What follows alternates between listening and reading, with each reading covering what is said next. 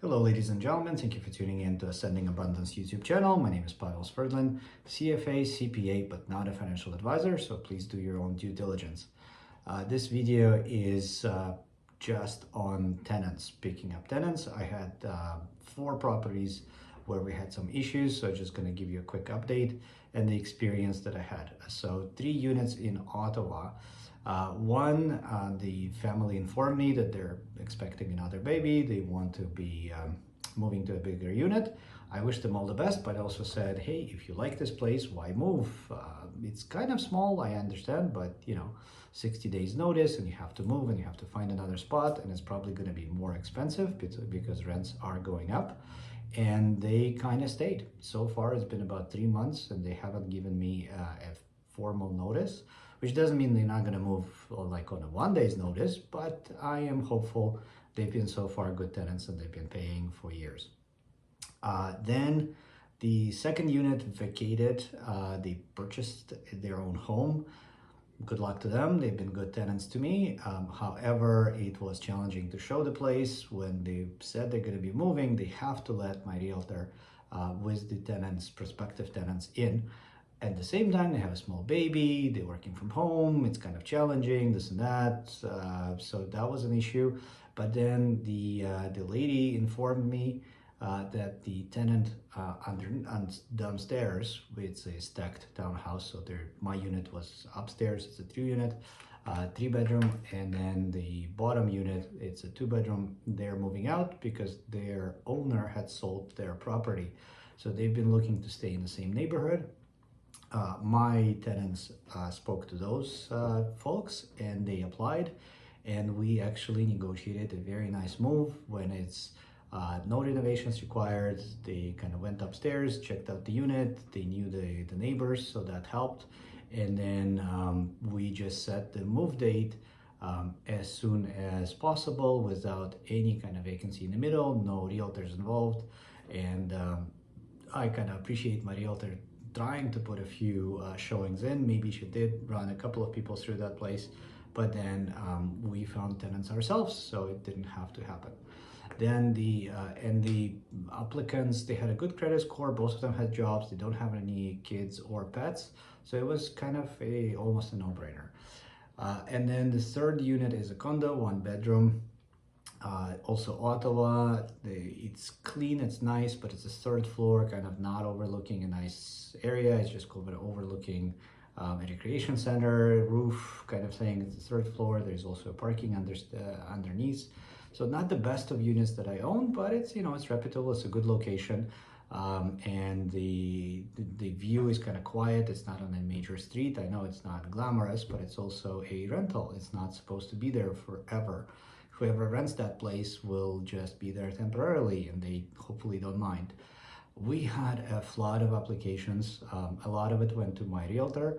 I also posted on Facebook, and I also posted on Kijiji. Kijiji, I kind of took it down quickly. Lots of kind of strange applicants. For Facebook, the way I do it is people respond typically saying, hey, is this available? Which is the weirdest thing, because obviously if you see an ad, it is available. But Facebook makes that button available to people, so they click the button. It's simple. To which I respond also with the preset answer, yes, are you still looking? Which is also very silly, kind of idiotic, but it gets right back to them and kind of weeds out people who just kind of clicked and don't want to proceed. They clicked it, they forgot it, they don't respond to my yes, are you interested?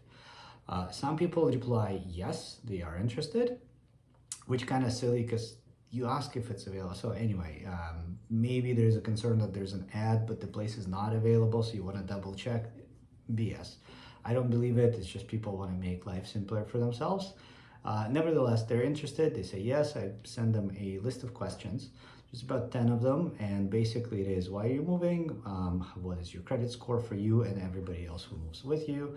What is your employment situation? How are you making the income?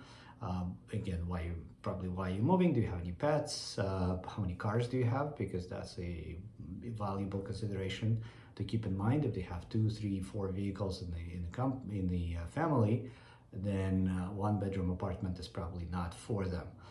And then I just wait for the responses. Lots of people get weeded out from there. They don't want to respond. They just give you partial information, to which I typically follow up. And it's only when people respond with something like, I'm moving for a job, I like this area, I don't have a large family because it's a one bedroom. So it's either a single person, maybe it's a couple. Then I would pass it on to my realtor. The tenants I'm looking for, that's not a girlfriend boyfriend moving in from different cities or different locations. Boyfriend girlfriend situation that is not viewed as stable by me. They may or may not continue living together. If one of them disappears, the likelihood that the other one stays is kind of small, and it's also not as financially stable either. So looking for either a single person right away or maybe like an established couple or family. I would prefer no pets. This is not sort of legal requirement, but it's a preference to receive an application where somebody has no pets. Then I am looking for kind of a clean story. I had an application from a 70 years old robotics engineer or robotics technician moving from Toronto to Ottawa for a job. Like, who moves at 70 years old as a robotics technician from a Toronto location to Ottawa, and their current address is a rental apartment, but they worked as a robotics engineer for like 2 decades. Seems really odd. I call in, it turns out that this person is trying to fit their daughter into a unit because the daughter got a job. Well, the daughter has student debt, they have back credit, they have low income, not established at their job. Like, I have no idea who that person is, and she's not the one applying. It's the dad who is applying. So that was out, and lots of people who are just that. They don't have great income, they don't have a great story. You typically feel that they're not being accepted anywhere else because they're students. They're moving in as maybe like 2 students trying to rent the apartment. Not for me, this is short-term rental, whereas I'm looking for somebody long and stable. There was let's say a couple where he works as a salesman in a local dealership. She goes to school. Okay, great, but she stays a year, graduates, and then they move on because they will find a better, bigger spot. She will start making income. Who knows where she's gonna work? Probably not close to school. And he being a salesperson in the car dealership, I don't know much about that profession, but anything sales tends to fluctuate in my mind. So unless he's the greatest salesman in the entire Ford dealership, that's not the stablest of situations that I've seen. And you just kind of go through these various applications, people, not willing to share their incomes, people not willing to share their credit history, people just saying, hey, it's going to be 5 of us in a 1-bedroom apartment and it's just going to work just fine. People who are new immigrants who have no job, which is maybe fine if they have the money, but it turns out that they're not just new immigrants, they're here for a work visa, and they're applying for the permanent residency in Canada, but there's no guarantee they're gonna get it. How long is it gonna take? Are they gonna stay in this job given that they're on a temporary visa? Maybe they're gonna move out in 6 months. I don't know. So it may be reputable, maybe okay, maybe they're gonna stay, maybe they're gonna pay. I don't know them, I've never seen them. Most likely they're fine, and at the same time, do you want somebody to live there for 5 years? You want somebody stable? So finally, my realtor had kind of struck the golden nugget.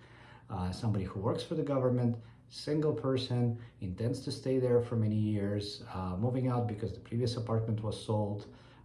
Still young, so they probably hadn't accumulated a lot of money to buy their own property, and they want to just save up and live in a nice, stable neighborhood.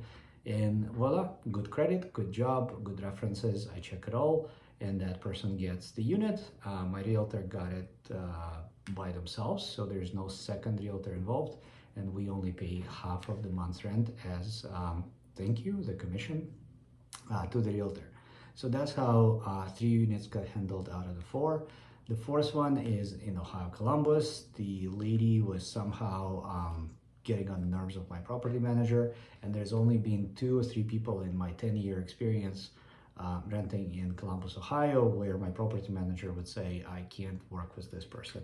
It's just crazy. They're throwing garbage out of the front door. They're cursing me. They're not letting me in, even though they're paying rent. But the whole place is a mess. It's trash everywhere. They're misbehaving with the neighbors. There's like lots of things going on. So we filed for an eviction. And unlike Ontario, in Ohio, you file for an eviction because this is my own house. You don't even have to file for an eviction. We just told her that she needs to move, and she picked up and moved. Literally within a month, the lady was gone. She left the house in a trashy condition. We had needed to replace the kitchen. We needed to replace flooring, some of the outside siding, definitely landscaping, lots of cleaning, lots and lots of things to do. But then at the same time, it took about 10 days of reno. The new tenants have already looked at the place. They liked it. And we got the first and last month's deposit. My property manager is really quick. He kind of likes people from like Mexico, Guatemala, new immigrants with families who are moving in. They have some sort of a job. We don't really worry about the credit history for new immigrants. And then so long as they have the ability to pay, those houses kind of go out fairly easily to those immigrants. So here you go, 4 people got replaced in my real estate portfolio.